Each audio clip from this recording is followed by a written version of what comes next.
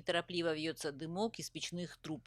Воздух в селе Тяня особенный до ощущения хрусткости, свежий и чистый. В селе тихо, не слышно привычного горожану гула машин. Лишь изредка взрывают тишины гул буранов да лай собак. Жизнь здесь течет размеренно. Уклад сохранился со времен дедов и прадедов, коренных жителей Эвенкийского села. Охота, рыболовство и оленеводство – основные занятия местных жителей. Вокруг оленеводства завязано все. Это работа, еда, одежда, украшения, и даже на традиционной одежде можно увидеть схематичное изображение оленя, символа благополучия эвенков. Каждый сезон расписан, все циклы завязаны самой природой. Оленьи стада кочуют вдалеке от уютного села. Здесь они редко, в основном на национальном празднике Бакалдын. Места кочевья рассчитаны, чтобы у оленей было вдоволь пищи. Именно здесь весной появляются на свет маленькие оленята. Особое время для оленеводов, сохраняющих потомство. Современное время внесло свои коррективы у оленеводов сегодня не старинные приемники связи, а вполне современные телефоны и навигационные системы. Быстрые бураны позволяют скорее привезти необходимое в места кочевья, хотя, опять же, лишний раз не ездят. Дорога на много часов, расход топлива большой. В этом году все шло, как и всегда. Только на пути к месту один из оленеводов увидел огромный земляной шрам на реке Тако. Насыпь перегораживала реку надежно. Современные технологии позволяют оперативно отправить информацию в любое место. Несколько часов, и об этом происшествии узнали все. Глава Наслега, глава района и Министерство экологии Республики Саха-Якутия. Уже 4 марта на сайте министерства размещена информация о первых мерах. Для того, чтобы выезд имел большую полноту сбора информации, к представителю Министерства экологии присоединились представители Министерства Арктики, Росрыболовства, Лесничий. Со стороны Алекминского района также выехала встречная большая группа. Поскольку расстояние от Алекминска и Якутска до места значительно, рейд занял несколько дней, не только работы, но и пути. На само место группа прибыла поздно вечером, весь следующий день был занят сбором материала. Собственно, уже визуально было видно, насыпь имеется и основательная. Это переход с одного берега на другой, она связывает между собой предприятия недропользователей и небольшой городок подрядчиков, а также расположенный выше поселок геологов. Группа побывала на каждом из мест, на каждом участке все было зафиксировано аудио и видеосъемкой. Обращение жителей села Тяня по данному факту. Поэтому Министерством экологии, природопользования и лесного хозяйства было организовано рейдовое мероприятие. По видеоконференц-связи было решено совместно Министерством промышленности, Министерством Арктики выехать комиссионно на данную местность. При проведении данных рейдовых мероприятий было установлено, что действительно река Топка перекрыта дамбой и переправой. Отсыпана была перекрыто русло реки полностью. Также при дальнейшем обследовании было установлено наличие еще второй дамбы ниже по течению и валка леса тяжелой техникой. По предварительным данным Департамента по водным отношениям Министерства экологии, на данном водном объекте, это река Топка, решение или договор водопользования недропользователей не заключено. Чуть поодаль была обнаружена еще одна дамба. Она особенно беспокоит оленеводов, поскольку вода вышла на поверхность и образовалась наледь. На административной территории Алекминского района на рыбохозяйственном водоеме реки Токка, местности в 2 километрах выше по течению от устья ручья Постоянный, обнаружен факт обустройства ледовой переправы через реку Токко, а именно гидротехнологическое сооружение, представляющее собой дамбу длиной 53 метра, шириной 9 метров, высотой от поверхности льда 1,5 метра, по которой проходит грунтовая автомобильная дорога для переезда транспортных средств. Также имеются свежие следы от автомобильной и гусеничной техники.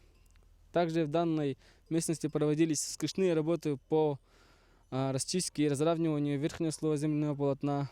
В ходе рейда была обнаружена вторая дамба, которая перекрывает русло реки полностью. Также в этой дамбе не установлены водопропускные трубы, вследствие чего вышла наледь. Это проблема как для перегона оленей, так и для рыбы, которая в большом количестве водится в реке Тако. Минато бастугунан тәне алырауын бәм община тяне бастугунан леливин бирге жирди жевн стадыннан. Я пастух, живу в Тяне, работаю в общине Тяне. Вожу здесь продукты и так далее, но такое я еще не видел. Только в этом году такое произошло. С прибытием геологов прокладки дороги река превратилась в лед. До этого все было в снегу, когда мы возили на оленях продовольствие. Больше 10 лет езжу здесь. Раньше через реку выводили стадо на долину. Сейчас не можем. Все во льду, мешает база геологов.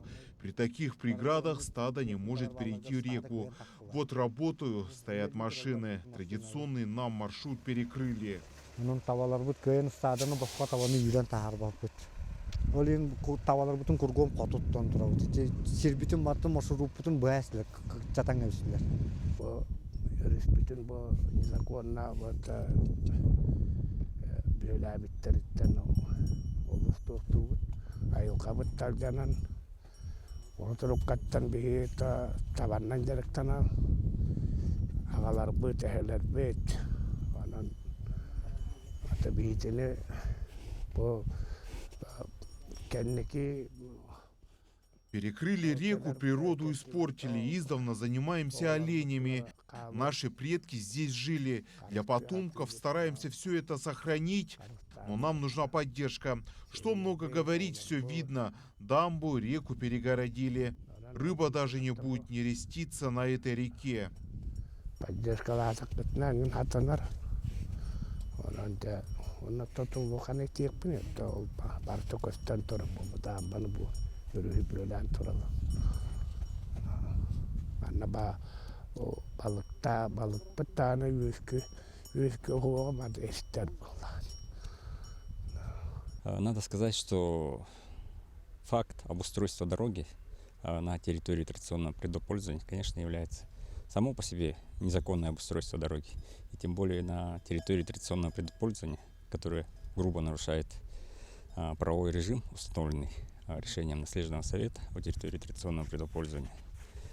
И кроме того, стоит отметить, что не только закон о территориях традиционного предпользования, а тут нарушается закон об этнологической экспертизе в местах традиционного проживания, традиционной хозяйственной деятельности коренных малочисленных народов Севера Республики Саха-Якутия. И по всем фактам установленным в ходе проверки будут приняты соответствующие решения в порядке действующего законодательства. Кроме того, стоит отметить, что в ходе проверки выяснилось не только единичный факт обустройства дороги на реке Тако, но и тот факт, что дорога проведена в пределах лесного массива, и кроме того, еще факт перекрытия полностью реки Тако в другом месте установлен. И, безусловно, по ним и специалисты Минэкологии, и территориального управления Росрыболовства будут приняты меры.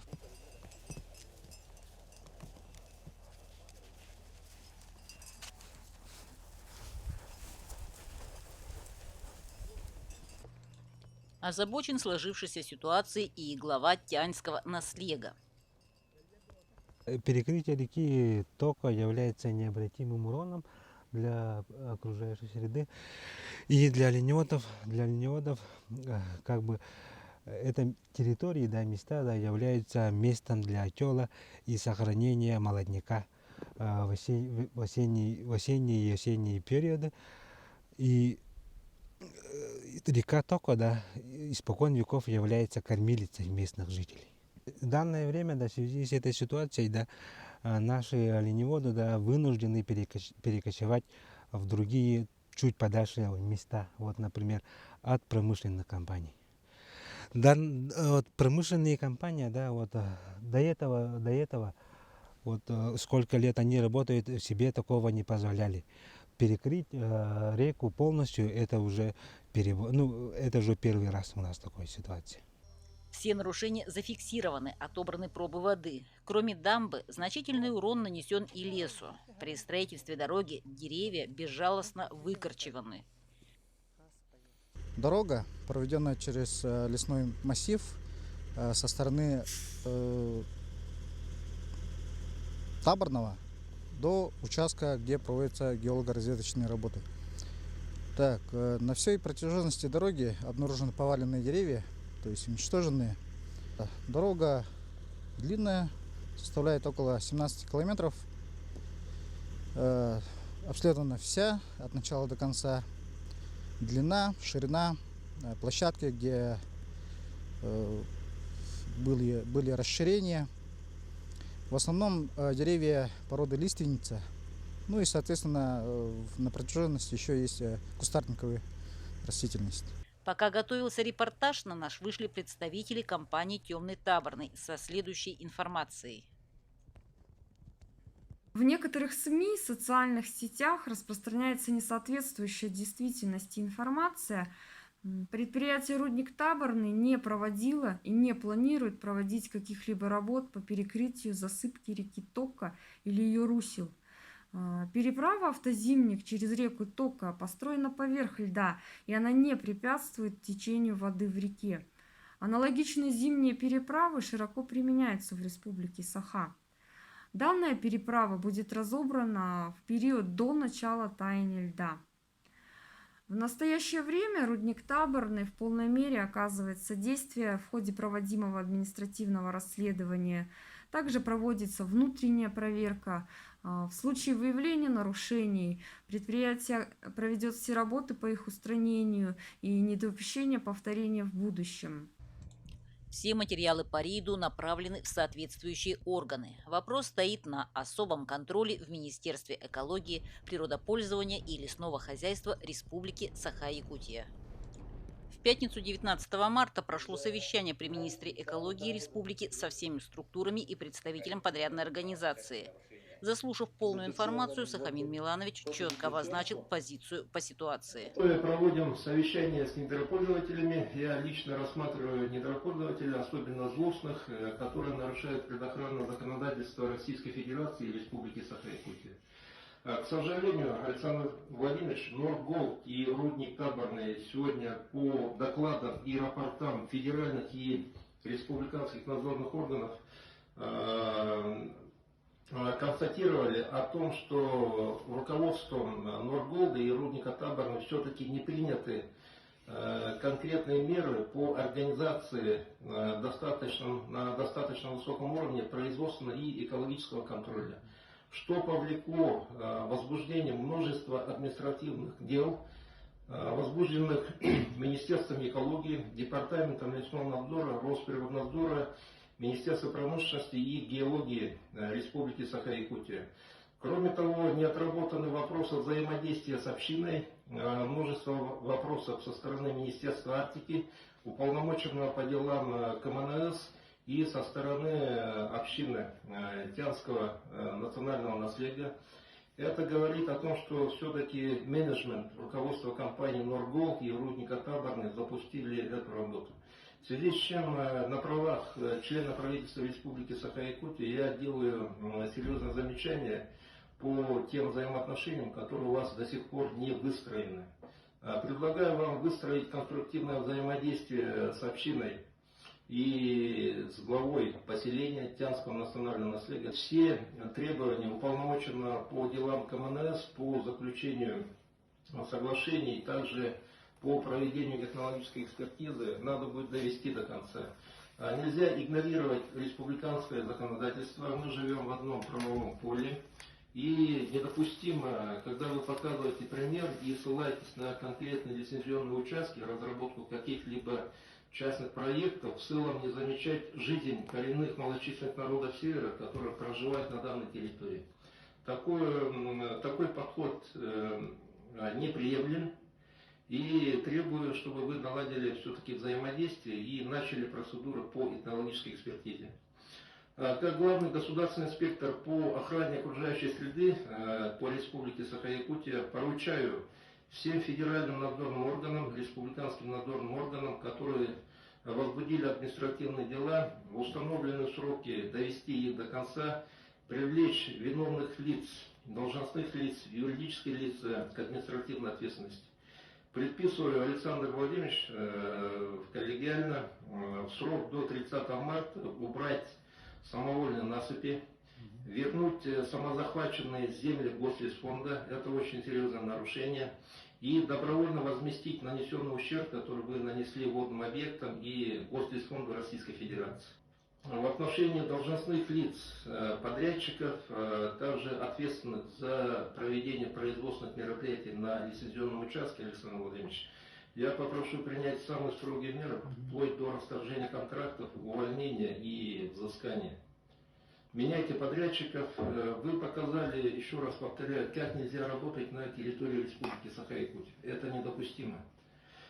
Поручаю, как руководитель межведомственной комиссии, Министерству промышленности и геологии начать процедуру в связи с множеством административных нарушений, подготовить основания по приостановлению лицензии Норголда и рудника Таборный до устранения нарушений и сдачи всех нарушений комиссионно всем надзорным органам.